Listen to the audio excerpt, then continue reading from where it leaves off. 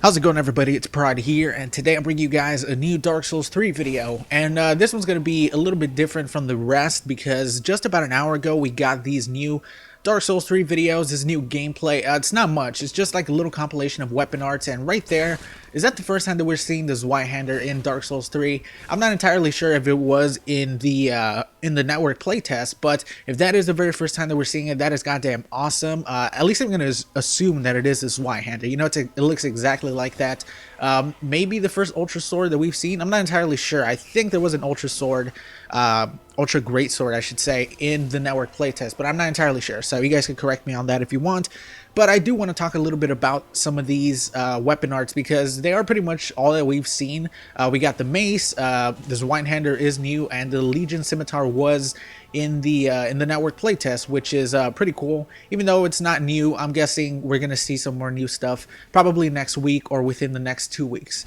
But one thing that I was a little bit disappointed about when it comes to the weapon arts, but it is like an understandable disappointment. It's not something that I would get mad at.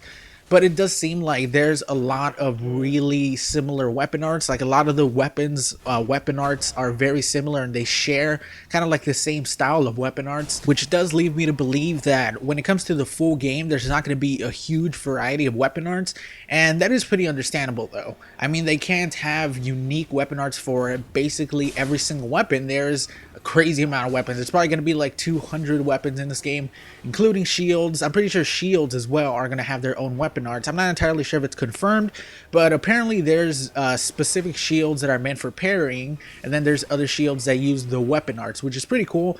We have not seen any shield weapon arts so far.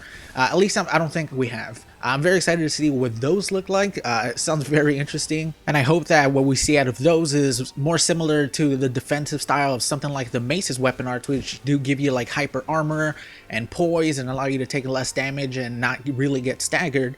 You know, hopefully that is what we see from the weapon arts from the shields, but there wasn't much when it comes to this week's live stream. You know, hopefully next week we're going to get a little bit more, and as well, I'm pretty sure around March, the beginning of March, they're having a PC event where people are actually going to be able to go and play Dark Souls 3, like the entire beta, or at least this little areas that they have here. I'm pretty sure it's additional from the network playtest and a couple of the other areas that they have shown that are new. I'm not entirely sure if they're going to be able to record when they actually go play over there.